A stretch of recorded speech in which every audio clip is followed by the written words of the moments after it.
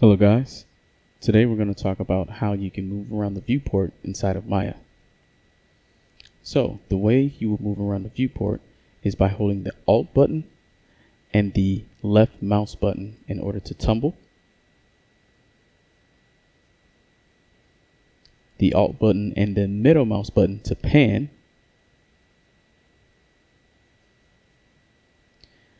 the Alt button and the right mouse button in order to dolly.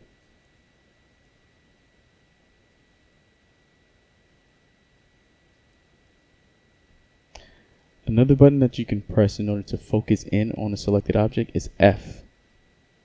That will zoom the camera into whatever object you have selected to help you get a better view.